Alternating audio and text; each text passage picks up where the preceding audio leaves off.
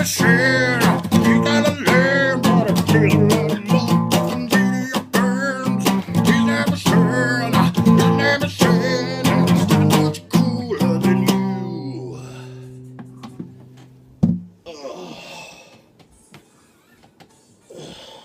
Hello, ladies and gentlemen, and welcome to another episode. I am Fat Shane, and this is my video game pickups for the month of May 2015. And I know it is kind of early in the month, but I happened to get some good deals this week, and I wanted to go ahead and share them with all of you guys. So, first and foremost, gotta get this out of the way. My kid got this today. It's Batman. Look at Batman. I pity the fool who put my face on the balloon. No, that's not really what I was talking about. I was at the flea market, and there was a clown there. It was a Jesus clown, and he gave my son a balloon. Which sounds really weird when you say it out loud. But, this bad boy, the Sega Saturn. See if I can get, there we go. I was looking at this, there's this, if you're around Tulsa, you know the traffic circle flea market. And I'm getting a text, that's why I'm waiting for the text to leave. Go away text. There. It's gone. That's right, I record my videos on my phone. Fuck you. I don't care.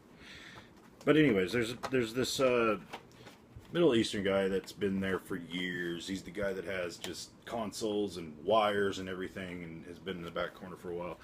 But I've been there. I've bought stuff off him in the past, like Nintendos and whatnot.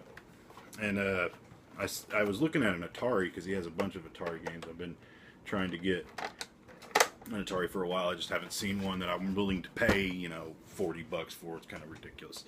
But I was just looking around. I saw a Sega Saturn just sitting there right in front of me.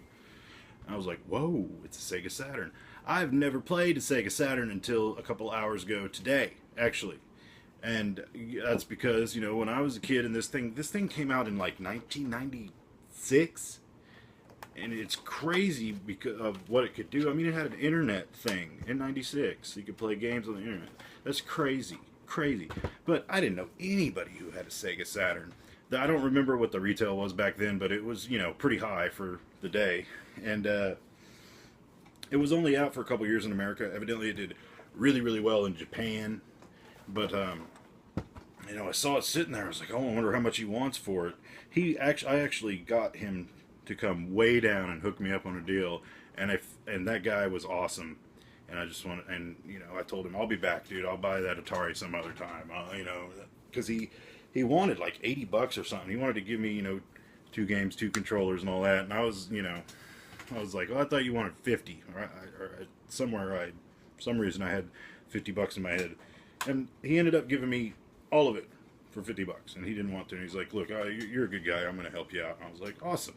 Because a lot of people dick him around up there, A lot of, if you know where the traffic circle flea market is, you know what I'm talking about. You know what I'm saying? But here's one of the controllers. I guess this was the original controller that came out in America, which is, it kind of sucks. Like, the buttons aren't real responsive. But, like in Japan, they released a different one that was better. And I guess eventually America did the same thing. This controller works pretty good. Pretty sweet controller, like the Sega Genesis 6-button controller, kind of with 2 triggers.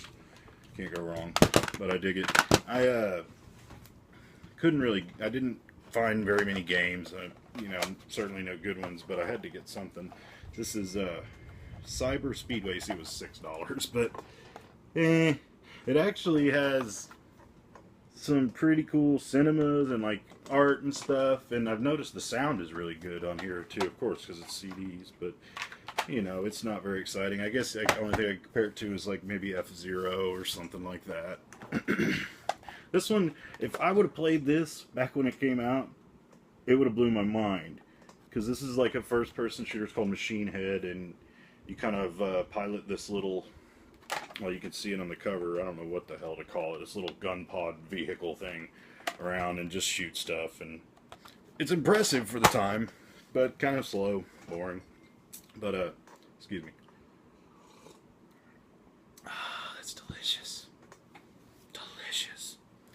But, I mean, I never got a chance to play one back in the day, so I don't necessarily know all the good games and whatnot for it. So if you do, leave me a message. I picked up some classic Game Boy games.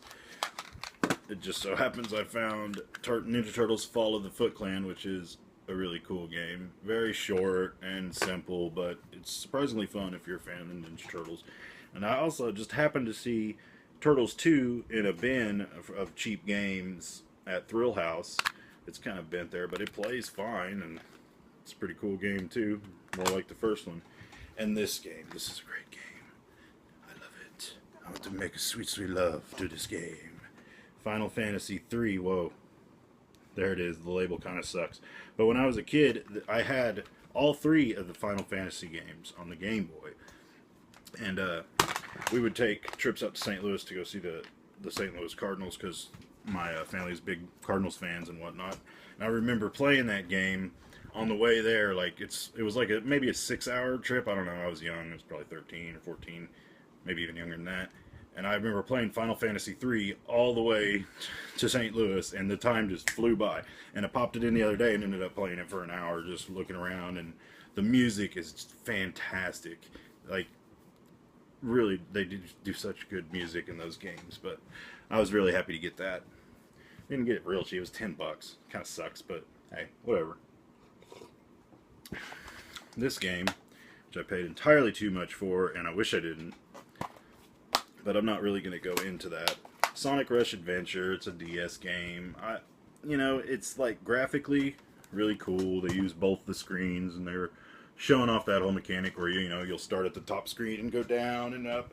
But they do the classic Sonic thing where you're like going and watching him run through all this shit. But in this game, there's no action. You're just kind of watching him go, and you're like, yeah, it looks nice, but this is boring.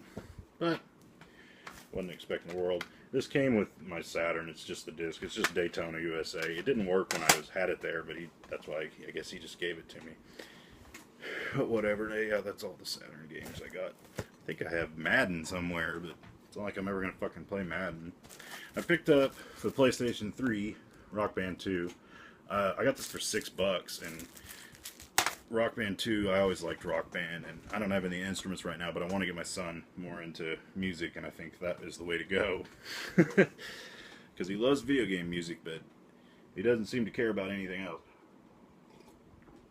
Which is fine, I'm not bitter.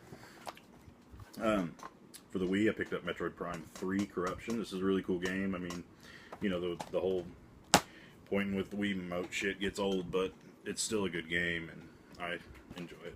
So, picked up some Sega Genesis games. I don't know if you can see those in the video, but if you're into pinball and you have a Sega Genesis, get these fucking games. These are amazing games. This is Dragon's Revenge and Dragon's Fury, made by Tengen.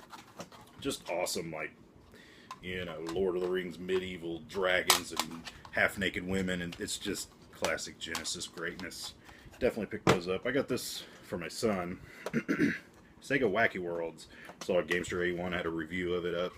But I guess it's kind of Sega's version of Mario Paint from the Super Nintendo. And I guess there is a mouse that comes with it. I don't have it, of course, but you can draw and do a bunch of crazy stuff just like Mario Paint. It's kind of cool for kids. He likes it, so that's all that matters. Picked up a couple NES games. Narc. No one had the guts until now. This is just the most ridiculous fucking game ever. It's not a particularly great game, but I kind of enjoy it. It's just that, as some of you that don't know, Nintendo had, in the early 80s, had very strict policies on, like, blood and guts or sex or religion or anything. Like, you weren't supposed to put any of that stuff. Like, no crosses, no, that's like stuff in Castlevania, though, they had to take out. No crosses, no nothing like that. But in Narc, you're a narcotics agent that drives a fucking Ferrari or Porsche or something. I don't know nothing about cars. And you're fighting drug dealers and picking up little bags of cocaine and money and syringes. Like, the bad guys shoot heroin at you, I guess, or methamphetamines or whatever. But you can blow people apart, and like their blood and guts and their limbs go everywhere and their eyeballs and shit. And it's okay to do that, I guess, because they're drug addicts or drug dealers or whatever. The fuck, Nintendo? Like, that doesn't make any goddamn sense. Oh, and I'm most people know about Shadowgate. It's a great point-and-click adventure. It's just a great game. I got a review coming of that. Me and my friend Sweaty Mike are going to do that game. I only got one Sega Master System game lately. Spellcaster. Very cool RPG action adventure. It's actually pretty unique. The only game that I've ever played that's similar, I guess, would be Zelda 2, but you're obviously a spellcaster, and it goes to like almost like a point-and-click adventure where you can look around and talk to people and stuff, and it'll cut from scenes to that to side-scrolling, almost like run-and-gun action. Very unique game and pretty fucking cool. I want to play through it more. Has one of those old school password systems where you have to put in like fucking 20, 50, 30 letters, and they're all lowercase and uppercase and numbers, and to quote the angry video game nerd, what the fuck were they thinking? I mean, just ridiculous. And I've recently decided that I should add one more fucking thing for me to collect on top of comic books and video games and albums and whatever the fuck else. Nintendo Power. Luckily, these are mostly cheap. But I said, I'm just going to get the Nintendo Powers that I had when I was a kid. Because when I was a kid, I got subscribed to Nintendo Power from the second issue to, like, I don't remember exactly when, but before the SNES.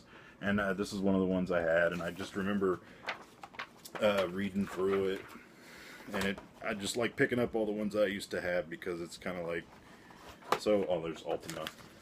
So nostalgic and awesome to look at all these games and the way they'd, like, walk you through the whole game with screenshots and shit. It's like your fucking early, like, video walkthrough. You know what I'm saying? Like, let me see if I can find a cool one. Totally rad. Everything was rad in the 80s. Rad and awesome and tubular and all that good shit. What the fuck game is this? Actually, Power Blade. Duh, it's the one that's on the cover, but I guess that's a highly... That one's not expensive. No, that's a cheap-ass game. I think it sucks. But I obviously haven't played it. Here's another one. This is for the Donkey Kong that was on the Game Boy. Yeah, the Donkey Kong that's on the Game Boy, if you haven't played, it is absolutely my favorite Donkey Kong. I'm not comparing it to Donkey Kong Country, so shut the fuck up if you're starting to trip out on me about that. But it is classic Donkey Kong style, but they made like a storyline and all these different kinds of levels and just totally made it awesome. Like, it's, oh man, wait till you guys see this. But they made it awesome. I highly recommend it. There's a comic book of fucking Super Metroid. Oh my god. It's so awesome. I've recently been playing through this game again, and there's lots of synchronicities in the world. And oh, it's giant splash page. I don't know who did the art for this, but it is pretty fucking sweet. I mean, look at that. Yeah. Okay. I also, the guy at Thrill House hooked me up with a player strategy guide for Game Boy games. He gave me that for free just for buying some stuff.